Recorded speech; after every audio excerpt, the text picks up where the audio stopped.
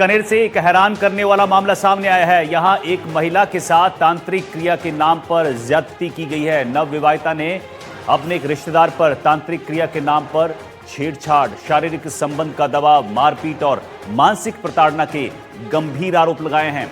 क्या है पूरा मामला, हमारी इस रिपोर्ट में देखिए आप।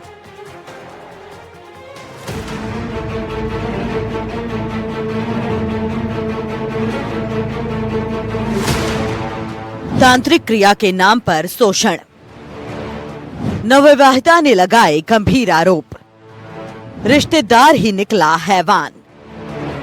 एसपी के आदेश पर दर्ज हुआ मामला। बीकानेर में तांत्रिक क्रिया के नाम पर नवविवाहिता महिला के साथ ज्यादती का एक गंभीर और चौंकाने वाला मामला सामने आया है। पीड़िता की आपबीती सुनकर हर कोई हैरान है। जानकारी के मुताबिक महिला की शादी मई 2025 में हुई थी। शादी के कुछ समय बाद ससुराल पक्ष का एक रिश्तेदार उसके घर आने जाने लगा। वो खुद को तांत्रिक बताता था। उसने पीड़िता के साथ अनुचित व्यवहार किया। पीड़िता का आरोप है कि आरोपी उसे डराता धमकाता था, शारीरिक संबंध बनाने का दबाव बनाता रहा। सामाजिक बदनामी के डर से महिला लंबे समय तक चुप रही। सितंबर 2025 में स्थिति गंभीर हो गई। आरोपी ने घर की दूसरी महिलाओं की मौजूदगी में पीड़िता को कमरे में बंद कर गलत हरकतें की। विरोध करने पर उसके साथ मारपीट की गई, कपड़े फाड़ने की भी कोशिश की गई। घटना के बाद पीड़िता ने पूरी बात अपने परिजनों को बताई। इसके बाद परिजन उसे ससुराल से अपने साथ ले गए। बताया जा रहा है कि इस मामले को लेकर स्थानीय थाने में शिकायत दी गई थी, लेकिन मामला दर्ज नहीं किया गया। आखिरकार पीड़िता ने एसपी से न्याय की गुहार लगाई, जिसके बाद पुलिस ने कार्रवाई करते हुए 2 महिलाओं सहित 3 आरोपियों को नामजद कर मामला दर्ज किया है। फिलहाल पुलिस इस पूरे मामले की जांच कर रही है। एक पीड़िता ने श्रीमान पुलिस अधीक्षक महोदय के समक्ष एक परिवार पेश किया, जिसमें उसने अपने मामा, ससुर, मौसी, सास और सास के खिलाफ यह प्रकरण दर्ज करवाया है, जिसमें उसने आरोप लगाया है कि मामा ससुर ने तांत्रिक विद्या के नाम पे, झाड़ फूंक के नाम पे, भूतने निकालने के नाम पर उसके साथ अश्लील हरकतें की और मारपीट भी की।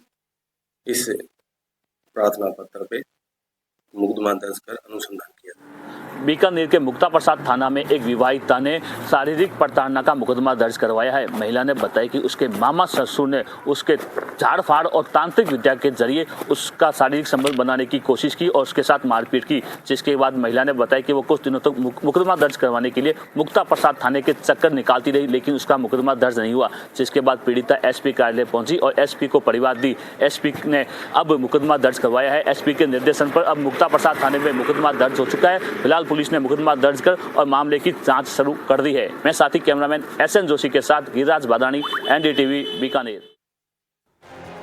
उधर जयपुर के गोविंदगढ़ में एक युवक और युवती के शव एक ही पेड़ से लटके मिले, जिसे देखकर ग्रामीणों के होश उड़ जाते हैं। इस घटना के बाद से इलाके में दहशत का माहौल है और पुलिस इस पूरे मामले की जांच कर रही है। क्या है ये पूरा मामला और सुसाइड के पीछे के कारण क्या है, देखिए हमारी इस खास रिपोर्ट।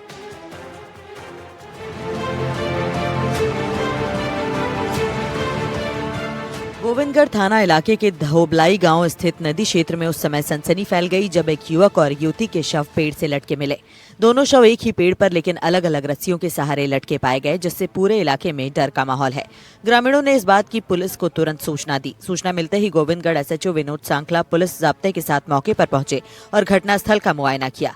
मामले की गंभीरता को देखते हुए एफएसएल टीम को भी बुलाया गया, जिसने घटनास्थल का बारीकी से निरीक्षण कर सबूत जुटाए। पुलिस ने दोनों शवों को कब्जे में लेकर पोस्टमार्टम के लिए चौमू सरकारी अस्पताल की मोर्चरी में भिजवाया। नरेंद्र नामक लड़का जो रायसिंह नगर का है और एक लड़की नीलम उर्फ नीलू जो कि रूंडल की निवासी है, उनके जब जानकारी प्राप्त की तो पहले भी पूर्व में इसी प्रकरण में पहले पॉक्सो का मुकदमा दर्ज हुआ था और जिसमें वो लड़का जेसी हुआ था। अब चूँकि लड़की बालिग हो गई है, अभी दोनों ने आपस में कहीं रात को ये आके और जो धोबलाई नदी के अंदर जो नदी है उसमें एक पेड़ है, उसके ऊपर दोनों ने लटक के और अपनी जीवन को समाप्त कर लिया है। उनके पॉकेट से एक सुसाइड नोट मिला है। सुसाइड नोट के आधार पे प्रकरण दर्ज करके और विधि सम्मत जांच की जाएगी और इंचार्ज साहब उसकी जांच कर रहे हैं। जैसे भी तथ्य आएंगे उसी अकॉर्डिंग कार्रवाई की जाएगी। प्रारंभिक जांच में मामला प्रेम प्रसंग से जुड़ा बताया जा रहा है। हालांकि पुलिस किसी भी नतीजे पर पहुंचने से पहले हर पहलू की जांच कर रही है। गोविंदगढ़ डिप्टी राजेश जांगीर ने बताया कि घटनास्थल से एक सुसाइड नोट भी बरामद हुआ है, जिसके आधार पर जांच आगे बढ़ाई जा रही है।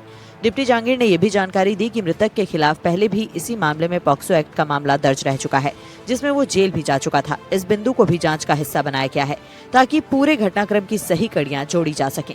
फिलहाल पुलिस परिजनों से पूछताछ कर रही है और आत्महत्या सहित दूसरे संभावित कारणों को ध्यान में रखते हुए मामले की गहनता से जाँच की जा रही है।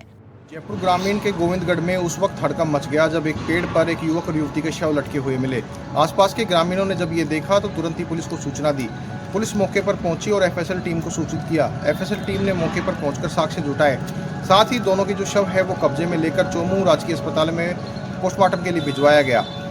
सीओ राजेश जांगीर का कहना है कि जो युवक है उसके पास से एक डेथ नोट भी मिला है। सुसाइड नोट के अंदर उसने प्रेम प्रसंग का जो मामला है वो सही साबित होता हुआ नजर आ रहा है। फिलहाल पुलिस अलग अलग एंगल से पूरे मामले की जांच कर रही है। सीओ राजेश जांगीर ने बताया कि इसी मामले में जो युवक है उसके ऊपर पॉक्सो का मामला भी दर्ज था और वो जेल भी काट चुका है। उसके बाद ये पूरा घटनाक्रम हुआ है। फिलहाल पुलिस इस पूरे मामले की जाँच कर रही है। राजधानी जयपुर में एक ऐसा गिरोह पुलिस के हत्थे चढ़ा है जो लूट करने के बाद जोगा माता को क्राइम पार्टनर बनाता है।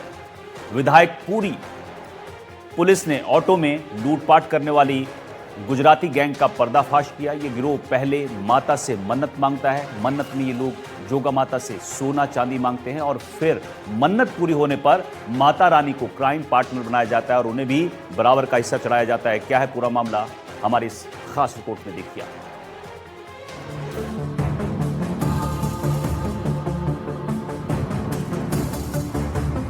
जयपुर में पकड़ी गई गुजराती गैंग। गैंग के सरगना सहित 2 गिरफ्तार। देवी से मनौती मांगकर लूटपाट। सीसीटीवी फुटेज ने किया गैंग का पर्दाफाश। अक्सर आपने पुरानी फिल्मों में सुना होगा कि डाकू डकैती या लूटपाट करने के बाद मंदिरों में चढ़ावा चढ़ाते हैं, लेकिन आज भी एक ऐसा गिरोह सक्रिय है और इस गैंग का नाम है गुजराती गैंग। गैंग का मुख्य टारगेट बुजुर्ग और महिलाएं होती हैं। ये गिरोह ऑटो में लूटपाट करता है। विधायकपुरी पुलिस ने इस गिरोह से जुड़े आरोपी रवि और दिलीप को गिरफ्तार किया है। मुख्य सरगना गोविंद और अश्विनी पहले ही गिरफ्तार हो चुके हैं। दरअसल ये गिरोह जयपुर की सड़कों पर पहले रेकी करता है और ये देखता है कि कौन बुजुर्ग और महिलाएं अकेले गुजर रही हैं और उन्होंने सोने के आभूषण पहने हैं। इसके बाद ऑटो चलाने वाला ये गिरोह उनके पास जाता है और उन्हें कम किराए का लालच देता है। ऑटो चलाने वाला ड्राइवर भी लुटेरा होता है और पहले से ही ऑटो में कुछ महिलाएं सवार होती हैं ताकि पीड़ित को ये न लगे कि उनके साथ कुछ अनहोनी घटना हो सकती है। महिलाओं को देखकर पीड़ित अपने आप को महफूज समझता है, लेकिन वही महिलाएं इस गिरोह का मुख्य हथियार होती हैं। जैसे ही पीड़ित इनके झांसे में आता है, ऑटो में बैठता है, फिर गिरोह उससे मारपीट और लूटपाट कर फरार हो जाता है। यही नहीं, ये पूरी गैंग जोगा माता को बहुत मानती है। लूटपाट से पहले माता रानी से मन्नत मांगी जाती है और जब मन्नत पूरी होती है तो लूट का कुछ हिस्सा उन्हें भी चढ़ाया जाता है। जयपुर में ये गुजराती गैंग पकड़ी गई है। ये ऑटो में वारदात को अंजाम देते हैं। अकेली या बुजुर्ग महिला को टारगेट करते हैं। ऑटो में बैठाकर सुनसान जगह पर ले जाते हैं। वारदात करने से पहले जोगा माता से मन्नत मांगते हैं। मन्नत में सोने चांदी की मांग की जाती है। वारदात होने के बाद माता रानी को चढ़ावा चढ़ाते हैं। माता रानी को क्राइम में पार्टनर भी बनाते हैं। एक अंतर्राज्यीय गुजराती गैंग है जिसका हमने खुलासा किया है। ये बेसिकली ऑटो में घूमते हैं और ऑटो में घूमकर जगह जगह रेकी करते हैं। जहाँ पर कोई बुजुर्ग व्यक्ति, खासकर महिला अगर इनको नजर आती है तो उसको ऑटो में बैठा लेते हैं। फिर कुछ आगे जाकर किसी सुनसान जगह पर और 2-3 लोगों को बैठा लेते हैं। तो इस तरीके से पीछे बैठाकर उस महिला को या फिर जो भी बुजुर्ग व्यक्ति है जिसके पास गहने वहने हैं उनको घेर कर फिर लूट कारित करते हैं। और पूछताछ में ये भी आया है कि भाई ये पहले माता से मन्नत मांगते हैं, फिर इस तरह की घटना करने के बाद जब कुछ इनको सफलता मिलती है तो माता को चढ़ावा भी चढ़ाते हैं। इस तरह की बात सामने आई है। इस गिरोह ने राजस्थान, दिल्ली और गुरुग्राम में आतंक मचा रखा था। 2022 से अब तक इन राज्यों में दर्जनों वारदात को ये गिरोह अंजाम दे चुका है। जयपुर में बीते 6 महीनों में लगभग 8 वारदातें हुई हैं। जयपुर में इस गिरोह ने मुरलीपुरा, विधायकपुरी, नारायण सिंह सर्कल सहित कई इलाकों में वारदातें की हैं। पुलिस दोनों बदमाशों को तिहाड़ जेल से पकड़ कर ले आई है। पूछताछ में सामने आया है कि ये लोग दिल्ली में गुजराती बस्ती में रहते हैं। इस बस्ती में 50% गुजराती रहते हैं और उसमें से कई लोग इस तरह की वारदातें करते हैं। जयपुर पुलिस ने अब दिल्ली पुलिस को भी इसकी सूचना दी है। जयपुर में इन्होंने पिछले करीब 6-8 महीने में आधा दर्जन से अधिक वारदातें की हुई है और ये 2022 से इस तरीके की वारदातें देश के अलग अलग राज्यों में कर रहे हैं। करीब दर्जनों वारदातें कर चुके हैं 2022 से। टोटल हमने 4 इसमें गिरफ्तारियां की हैं और भी हम पूछताछ कर रहे हैं और किसी की भी अगर संदिग्धता आएगी तो उनके विरुद्ध भी करेंगे। ऑटो में कोई भी बुजुर्ग व्यक्ति या बुजुर्ग महिला अकेले ना जाए, पहले से उसमें लोग होने चाहिए जो कि वो देखने से पता चल जाता है कौन सा संदिग्ध किस्म का है, संदिग्ध किस्म का नहीं है। और खासकर जिस रूट से जाना है वो पहले ही ऑटो वालों को बता दे ताकि वो कोई भी अनजान रूट या सुनसान जगह पर नहीं ले जाए। और अपने पास जो है कंट्रोल रूम का या फिर अपना जो भी निकटतम पुलिस थाना है, राजकॉप में नीड हेल्प एक ऐप आया है, ठीक है, वो भी आप डाउनलोड करें ताकि अगर कभी भी इस तरीके का कोई संदिग्ध व्यक्ति या संदिग्ध ऑटो अगर किसी के पास भी कोई सूचना आए या अगर आप बैठे गए हैं ऐसे ऑटो में तो तुरंत आप वो SOS बटन प्रेस करें। राजकॉप ऐप पर जो SOS बटन है, जो भी निकटतम थाने की गाड़ी या चेतक होगा उनकी सहायता के लिए पहुंच जाएगी। गैंग का मुख्य सरगना गोविंद है। वो जयपुर को अच्छी तरह जानता है। उसे ने अपने साथियों के साथ मिलकर दर्जनों वारदातें की हैं। गैंग से जुड़ी महिलाओं की तलाश पुलिस अभी भी कर रही है। गैंग वारदात करने से 5 दिन पहले जयपुर में आते हैं, यहाँ पर किराए का ऑटो लेते हैं, फिर ऑटो चालक बनकर सवारियों के साथ लूटपाट करते हैं। बहरहाल पुलिस ने गुजराती गैंग के सभी बदमाशों को गिरफ्तार कर सलाखों के पीछे पहुंचा दिया है। इसके साथ ही अभी भी जयपुर में ऐसे कई गिरोह सक्रिय हैं जो सुनसान इलाकों में लोगों को निशाना बना रहे हैं। जयपुर पुलिस अब लोगों से अपील कर रही है कि किसी भी ऑटो में बैठें तो सावधानी से बैठें।